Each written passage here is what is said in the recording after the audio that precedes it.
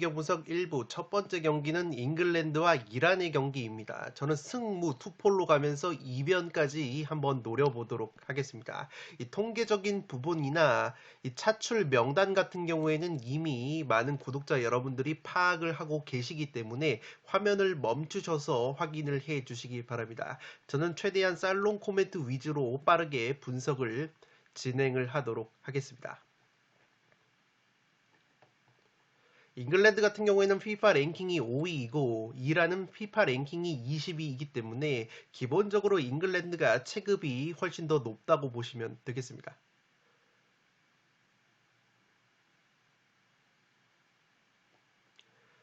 살롱 코멘트로 정리를 해드리면 사우스게이트 감독 체제에서 기본적으로 백스리 수비를 가동을 하는 잉글랜드라고 보시면 되겠습니다. 다만 사우스게이트 감독의 선수 기용이 유연하지 못한 부분이 있는데 이 맨유에서 주전 경쟁에서 밀린 중앙 수비수 해리 맥과이어 선수를 3백 수비로 중용을 하는 것이 대표적인 예라고 보시면 되겠습니다. 이 사우스게이트 감독이 소속팀에서 좋은 활약을 보여주고 있는 선수들보다는 자신의 입맛에 맞는 선수들 위주로 기용을 하는 경향이 있다고 보시면 되겠습니다. 따라서 잉글랜드가 3백 수비가 어떻게 구성이 될지 모르겠지만 이 맥과이어나 스톤스, 카일 워커 같은 선수들이 3백 라인을 구축을 할 수도 있고 현재 워커 선수가 몸 상태가 100%가 아니기 때문에 토트넘의 에릭 다이어 선수가 3백 수비의 한 축을 담당을 할 수가 있겠습니다.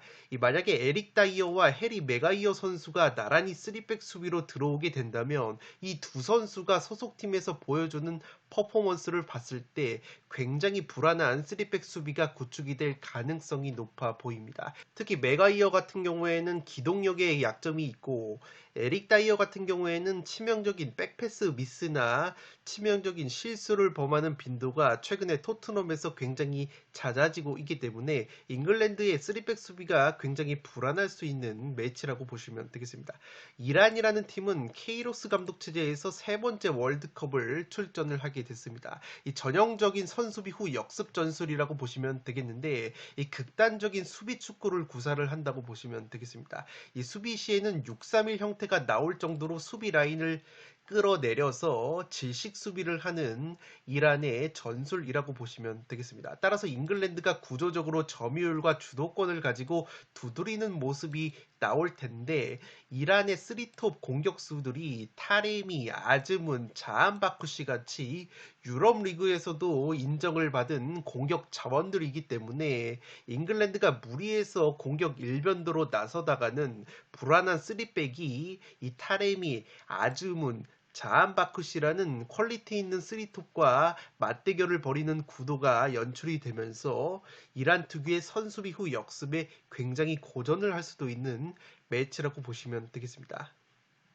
앞서 말씀을 드린 것처럼 잉글랜드의 맥과이어 같은 수비 자원들은 이 높이나 피지컬을 활용해서 자신들이 내려앉았을 때는 안정적인 수비를 보여주지만 상대를 가둬놓고 패는 구도에서는 뒷공간을 커버해야 하는 수비를 할 때 스피드에 굉장히 취약한 부분이 있다고 보시면 되겠습니다. 물론 이란의 공격수인 아즈문 선수 같은 경우에는 레버쿠젠으로 이적이 된 다음에 굉장히 좋지 못한 모습을 보여주고 있고 현재 몸 상태가 100%가 아니라는 말이 있지만 아즈문 같은 경우에는 이란 국가대표팀만 오면은 굉장히 컨디션이 좋아지는 선수이기 때문에 아즈문 선수가 출전을 하게 된다면 상당히 부담스러운 상대가 될 것으로 보입니다. 잉글랜드라는 팀이 유럽에서 기본적으로 공격 성향이 짙은 팀이 아닌데 이란의 수비 전술에 따라서 반강제적으로 공격 축구를 구사해야 되는 상황이고 잉글랜드의 공격 자원 중에서 스털링 같은 선수들은 소속팀 첼시에서 굉장히 컨디션이 좋지 못했기 때문에 또다시 사우스게이트 감독이 최근에 컨디션이 좋은 선수들이 아니라 자신이 선호하는 이러한 스털링 같은 베테랑 자원들을 선발로 내세우게 된다면 이란의 탄탄한 수비벽에 막혀서 잉글랜드가 상당히 고전을 할 수도 있지 않을까 싶습니다. 다만 제가 잉글랜드의 승리를 같이 가져가는 이유는 이란 역시 케이로스 감독이 부임한 지 얼마 되지 않았고 월드컵 16강 경험이 없는 것이 이란이기 때문에 전형적으로 조별리그부터 고전을 하는 것이 바로 이란의 월드컵이라고 보시면 되겠습니다. 또한 잉글랜드 같은 경우에는 벤치 쪽에 다재다능한 자원들이 굉장히 많기 때문에 잉글랜드 상대로 이란이 이변을 연출하게 된다면 무승부가 한계치이지 않을까 싶습니다. 1번 경기는 승무 투폴로 가보도록 하겠습니다. 두 번째 경기는 세네갈과 네덜란드의 경기인데 세네갈의 단통 패배로 가보도록 하겠습니다. 이 투폴 추천으로는 무승부까지 추천을 드리도록 하겠습니다. 세네갈 같은 경우에는 에이스 사디오 마네 선수가 부상으로 인해서 이번 월드컵의 최종 낙마가 됐기 때문에 전력 누수가 상당히 클 것으로 생각이 됩니다.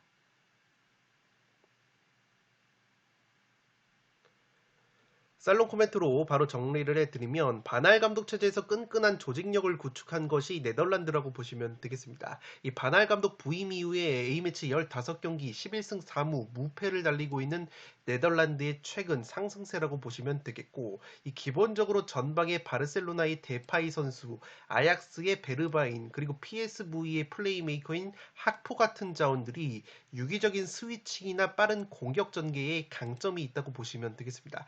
다만 네덜란드 역시 묵직한 스트라이커의 부재는 약점이라고 볼 수 있겠고 물론 벤치에는 장신 공격수 베오르스트라는 공격 자원이 있지만 현재 100% 폼이 좋은 상황이 아니기 때문에 네덜란드가 묵직한 한 방은 조금은 떨어질 수 있다고 보시면 되겠습니다.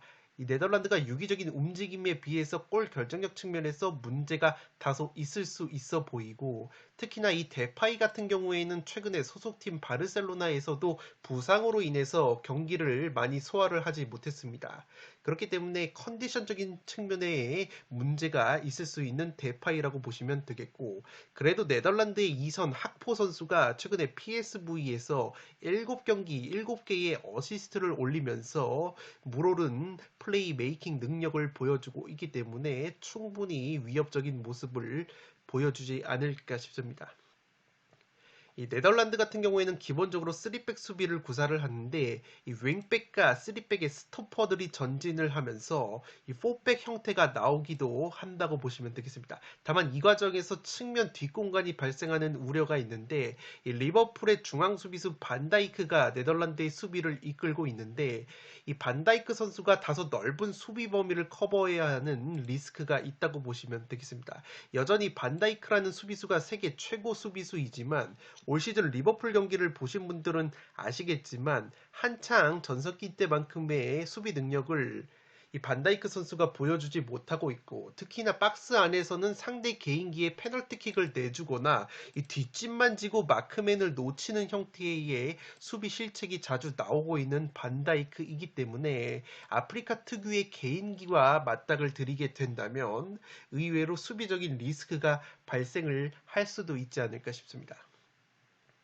다만 세네갈 같은 경우에는 팀의 핵심 측면 자원인 사디오 마네 선수가 끝내 부상으로 월드컵에 낙마를 했기 때문에 이 공격 쪽에서 전력 누수가 상당히 심하다고 보시면 되겠습니다. 다만 마네가 빠진다고 하더라도 최전방의 살레르니에서 좋은 활약을 보여주고 있는 이 블라이의 디아라는 공격수와 와포드의 에이스 측면 자원인 이스마일라 사르 같은 선수들이 원체 스피드나 개인 능력이 출중하기 때문에 여전히 역습 한 방이 날카로운 세네갈이라고 보시면 되겠습니다. 이 세네갈의 수비 쪽에는 첼시의 수비수 쿨리발리와 골키퍼 맨디가 버티고 있기 때문에 수비적인 전력 역시 세네갈이 굉장히 탄탄하다고 보시면 되겠습니다. 그러나 세네갈 역시 첼시의 쿨리발리 같은 경우에는 최근까지 부상으로 인해서 100% 컨디션이 아니었고 첼시의 맨디 골키퍼는 선방 능력은 뛰어나지만 상대의 전방 압박에 굉장히 약점을 노출하는 골키퍼이기 때문에 네덜란드의 강건한 전방 압박이 통할 가능성이 있지 않나 싶습니다. 네덜란드가 제 아무리 골 결정력에 대한 리스크가 있다고 하더라도 현재 세네갈 수비력 정도로면 충분히 공략이 가능하지 않을까 생각을 하고 있습니다. 이 사디오 마네 선수가 공격뿐만 아니라 팀 전체 사기 측면에서 굉장히 이 결정이 되는 것이 사기 저하가 예상이 되기 때문에 사디오 마네 선수의 공백을 극복하면서 네덜란드를 상대로 이변을 연출하기에는 상당히 어려운 경기가 되지 않을까 싶습니다. 만약에 네덜란드가 골 결정력에 난조를 보이면서 세네갈 특유의 빠른 측면 자원 그리고 개인기를 앞세운 역습에 고전하는 그림이 나온다면 이변의 가능성은 조금 있다고 보여지기 때문에 이 폴더스의 여유가 있으신 분들은 무승부 정도의 이변을 추천드리면서 이번 경기는 세네갈의 단통 패배로 가보도록 하겠습니다. 3번 경기는 미국과 웨일스의 경기인데 과감하게 미국의 단통 패배로 가보도록 하겠습니다. 이 경기는 FIFA 랭킹 자체도 굉장히 팽팽하고 승무패 모두 보이는 경기이지만 과감하게 미국의 단통 패배로 가보도록 하겠습니다.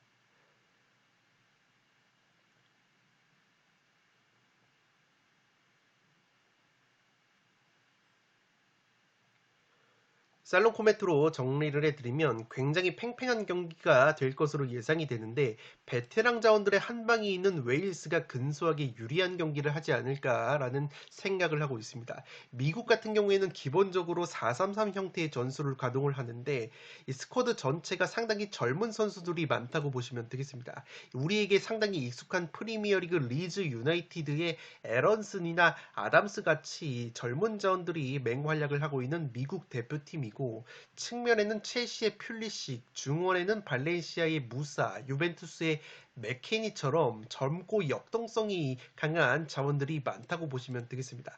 다만 이러한 젊음 에너지에 비해서는 상대적으로 공격 상황에서 단조로운 롱볼이나 측면 크로스에 의존한다는 평가가 있습니다. 특히나 측면 크로스의 빈도가 높은 미국인데 이 최전방 공격수 자리에 어떤 선수가 나오느냐에 따라 이러한 측면 크로스 패턴이 주요하게 작용을 할지 말지가 결정이 될 것으로 보입니다. 현재까지는 이 최전방 공격수 자리에 이 미국 메이저리그 사커 댈러스에서 올 시즌 18골을 넣은 페레이라라는 공격자원이 선발로 기용이 될 가능성이 높은 미국인데 이 페레이라라는 선수는 신장이 173cm밖에 되지 않기 때문에 제공권에 약점이 있다고 보시면 되겠습니다. 따라서 이 페레이라가 나오는 상황에서 미국이 또다시 단순한 측면 크로스 패턴에 의존을 하게 된다면 상당히 비효율적인 공격이 전개가 될 것으로 보입니다. 개인적으로는 이 페레이라 말고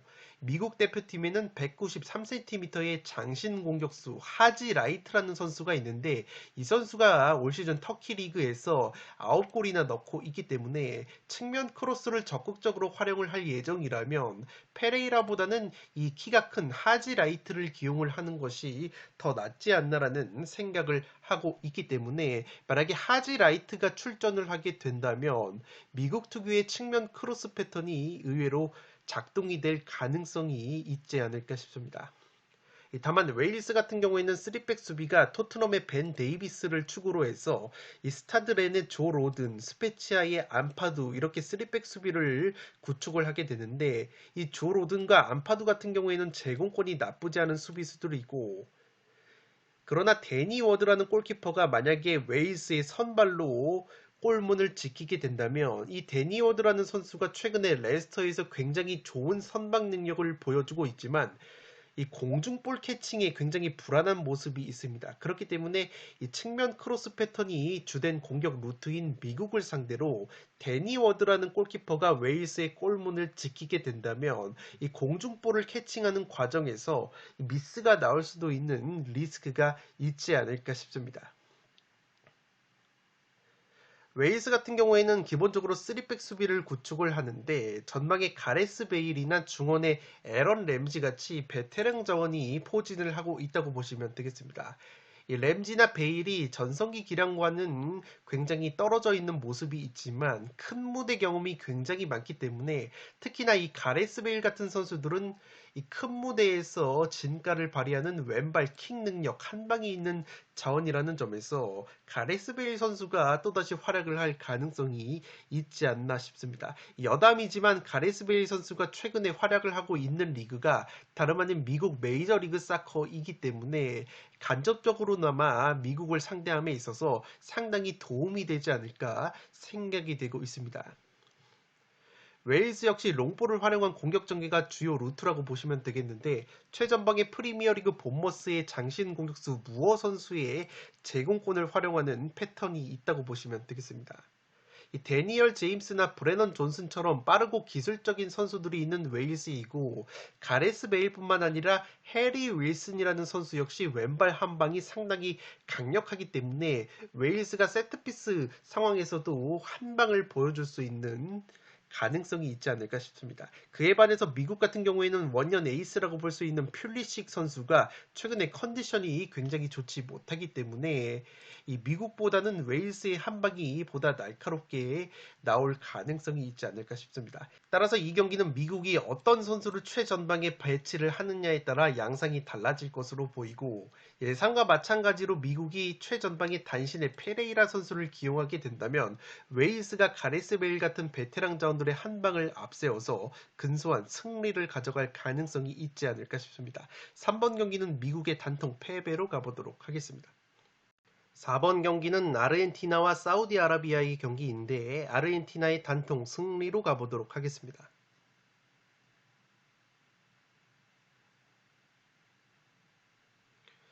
살롱 코멘트로 정리를 해드리면 브라질과 함께 강력한 우승 후보로 거론이 되고 있는 아르헨티나라고 보시면 되겠습니다. 기본적으로 포백 기반 전술을 사용하는 아르헨티나이고 다양한 포메이션이 가능한 아르헨티나라고 보시면 되겠습니다. 이 아르헨티나의 에이스인 리오넬 메시 선수가 이 소속팀 PSG와 아르헨티나 국가대표팀에서 최근에 너무나도 좋은 컨디션을 보여주고 있기 때문에 이 메시 선수의 활약이 기대가 될 수밖에 없다고 보시면 되겠습니다.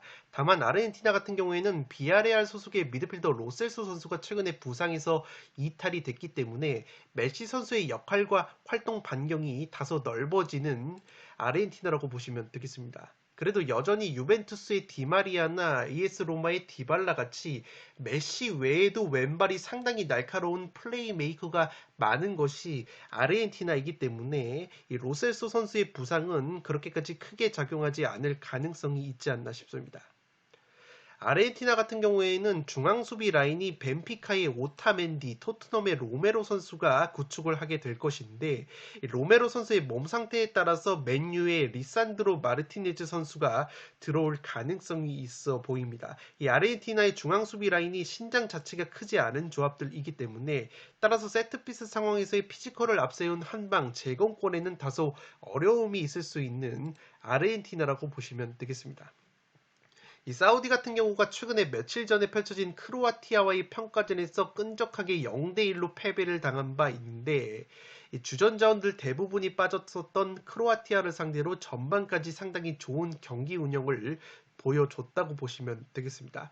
이 사우디의 특징이 최근에 A매치 19경기 연속으로 2.5 언더가 나왔을 정도로 실점 자체가 많지 않은 팀이기 때문에 아시아 레벨에서는 굉장히 끈적한 수비를 보여주는 팀이라고 보시면 되겠습니다. 무엇보다 이번 월드컵을 앞두고 한 달 넘게 합숙을 하면서 조직력을 키운 사우디이고 무엇보다 카타르 중동 기후에 대해서 아르헨티나보다는 확실히 적응력이 뛰어난 사우디이기 때문에 이러한 부분은 변수로 작용을 할 가능성이 있어 보입니다. 이 전원 자국리그 선수들로 구성이 된 만큼 합숙 기간에 더해서 끈끈한 조직력과 카타르라는 중동 지역 기후에 대한 적응력까지 고려를 해봤을 때 아르헨티나가 의외로 사우디의 끈적한 수비에 고전을 하는 그림도 그려지긴 해도 이변을 노리기에는 현재 A매치 아르헨티나의 무패 행진이 너무나도 길다는 점과 에이스 자원들 특히 리오넬 메시 선수의 컨디션이 상당히 좋다는 점에서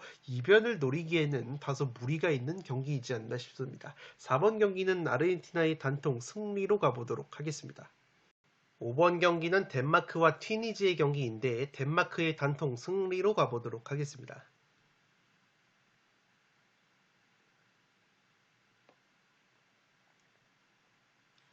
살롱 코멘트로 정리를 해드리면 덴마크 하면 떠오르는 키워드는 탄탄한 조직력이라고 보시면 되겠습니다. 율만 감독 체제에서 기본적으로 백포 수비를 가져가는 덴마크이고 이 4-3-3이나 4-2-3-1 포메이션 모두 가능하다고 보시면 되겠습니다. 덴마크의 최대 강점은 역시나 맨유의 에릭센, 토트넘의 호이비에르가 포진한 중원 라인이라고 보시면 되겠는데 다만 덴마크 역시 최전방에 세비야의 돌베르라는 공격수가 플랜 A로 가동이 되지만 최전방에서의 묵직한 공격, 골 결정력은 아쉬운 부분이 있다고 보시면 되겠습니다. 물론 측면에 클리브리의 왼발 측면 자원인 스콥 올센 같은 자원들도 있지만 이 돌베르 선수가 세비야에서 이 좋은 모습을 보여주지 못하고 있기 때문에 덴마크 같은 경우에는 확실히 에릭슨 같은 미드필더들의 공격 가담이 상당히 중요하다고 보시면 되겠습니다. 덴마크 같은 경우에는 기본적으로 압박 라인이 높은 팀이기 때문에 수비 D 공간을 노출하는 경향이 있다고 보시면 되겠습니다. 다만 티니지 같은 경우에는 아프리카 팀들만큼의 어떤 스피드나 역동성, 개인기를 갖춘 팀은 아니기 때문에 역습 자체가 뛰어나지는 않을 것으로 생각이 됩니다. 오히려 티니지 역시 쾰른의 미드필더 스키리 선수를 축으로 해서 중원에서의 활동량 압박의 강점이 있는 팀이기 때문에 덴마크와 조금은 상성이 겹치는 부분이 있지 않을까 싶습니다. 따라서 덴마크의 중원 조직력과 활동량과 비교했을 때는 그래도 덴마크의 조직력이 완성도가 조금 더 높지 않을까 싶습니다.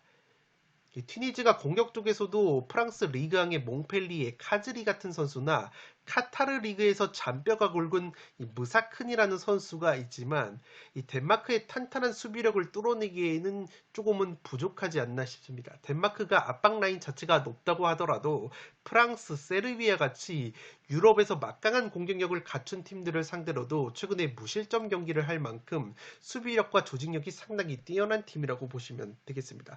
특히나 덴마크가 최근에 부상이었던 브렌트포드의 미드필더 뇌르고르 선수가 부상에서 회복이 되면서 월드컵 최종 명단에 이름을 올렸기 때문에 이 뇌르고르라는 미드필더 역시 수비적인 역할이 상당히 좋은 선수이기 때문에 호이비에르, 에릭센, 뇌르고르 그리고 세비야의 델라니가 구축하는 덴마크의 탄탄한 중원 라인을 버텨내기에는 이 튀니지가 체급적으로 조금은 밀리는 부분이 있을 것으로 생각이 됩니다. 덴마크 같은 경우에는 최근에 A매치 20경기 중에서 무승부가 한 번, 튀니지 역시 20경기 중에서 3번의 무승부밖에 없었기 때문에 양 팀이 무승부를 잘 캐지 않는 성향까지 고려를 해서 덴마크의 단통 승리로 가보도록 하겠습니다. 6번 경기는 멕시코와 폴란드의 경기인데 무패 투폴로 가면서 폴란드 사이드로 가보도록 하겠습니다.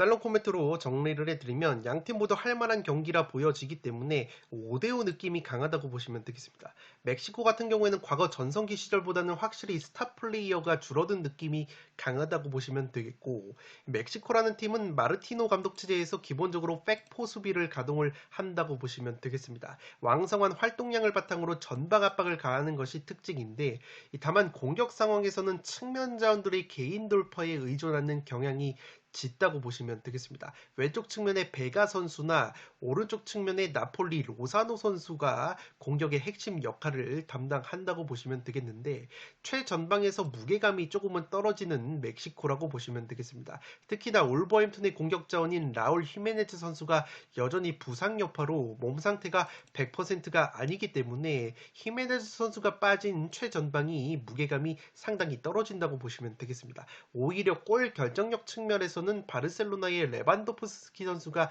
포진을 하고 있는 폴란드가 한 수 위라고 생각은 되는데 이 폴란드 경기를 직접 보신 분들은 아시겠지만 생각보다 레반도프스키 선수가 골을 폴란드 대표팀에서 그렇게 많이 넣고 있지 못하고 있습니다. 레반도프스키 선수가 전방에서 고립이 되는 경우가 상당히 많은 것이 최근의 폴란드의 축구라고 보시면 되겠고 마치 대한민국의 손흥민 선수처럼 폴란드의 레반도프스키 선수 역시 경기가 잘 풀리지 않을 때 이리저리 뛰어다니면서 경기를 푸느라고 정작 골대 안에서 마무리에 집중하는 모습이 잘 나오지 않고 있다고 보시면 되겠습니다.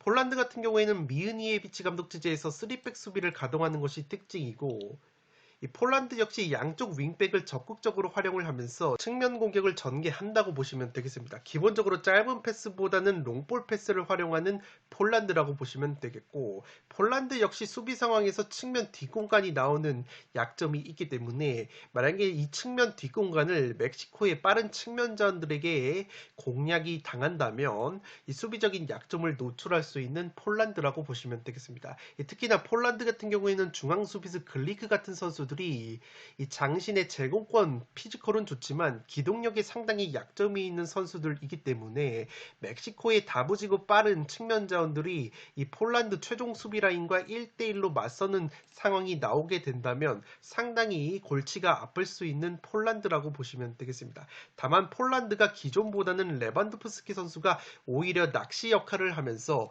그 옆에서 골을 넣어줄 수 있는 공격자들이 좀 더 많아진 것은 고무적이라고 할 수 있겠습니다. 폴란드 같은 경우에는 레반도프스키 선수 외에 스비데르스키나 피용텍, 밀리크 같이 파트너로서 골을 넣어줄 수 있는 공격자들의 골 감각이 나쁘지 않기 때문에 이 월드컵에서의 멕시코 특유의 16강 DNA까지 고려를 한다면 이 무승부를 가져가면서 그래도 한 방을 보여줄 수 있는 공격 자원이 멕시코보다 많은 폴란드가 근소하게 우세한 경기를 하지 않을까 싶습니다. 6번 경기는 무패 투폴로 가보도록 하겠습니다. 현미경분석 1부 마지막 경기는 프랑스와 호주의 경기인데 프랑스의 단통 승리로 가보도록 하겠습니다.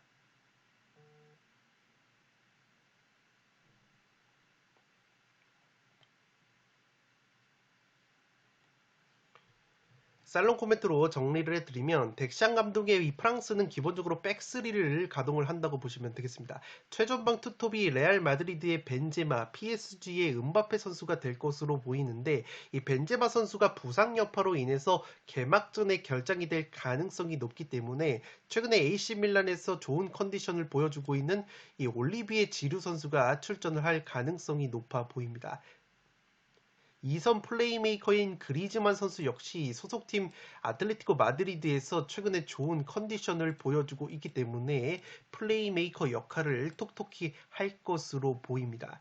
다만 이 중원 자원에 있어서 첼시의 캉테 선수와 유벤투스의 포그바 선수가 부상으로 낙마가 된 프랑스이기 때문에 중원에서의 어떤 빌드업과 안정감적인 측면은 다소 떨어질 수 있는 프랑스라고 보시면 되겠습니다. 레알 마드리드의 두 젊은 중원 자원인 추아메이나 이 까마빙가 같은 선수들이 기회를 받을 것으로 보이는 프랑스의 중원인데 이 두 선수가 기량 자체는 좋아도 월드컵이라는 큰 무대에서 이러한 젊은 자원들이 어떠한 실수를 범하게 된다면 그러한 부분은 변수로 작용을 할 수 있는 프랑스라고 보시면 되겠습니다.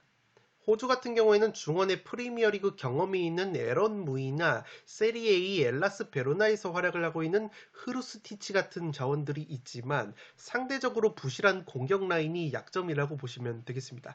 걸출한 공격수가 부재한 호주이기 때문에 이 프랑스를 상대로 이변을 연출하기에는 상당히 체급 차이가 나지 않을까 싶습니다. 호주 같은 경우에는 아워 마빌 같은 빠른 자원이 있긴 해도 이 마빌 선수 같은 경우에는 라리가 카디스로 이적이 된 다음에 이 출전 기회 자체가 많지 않았기 때문에 아워 마빌 선수의 컨디션 역시 상당히 떨어져 있다는 부분에서 호주가 어떤 변수를 만들기에는 체급 차이가 너무 많이 나는 경기가 될 것으로 보입니다.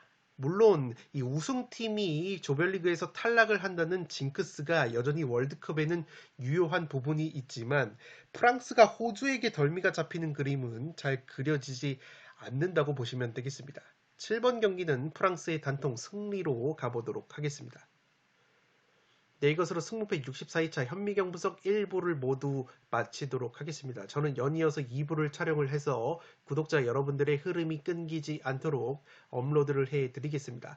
영상이 도움이 되신 분들은 좋아요와 구독 버튼을 눌러주시면 풋볼살롱 채널에 크나큰 힘이 됩니다.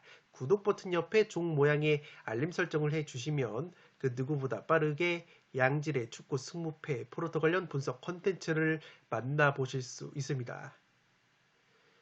지금까지 풋볼 살롱이었습니다. 감사합니다.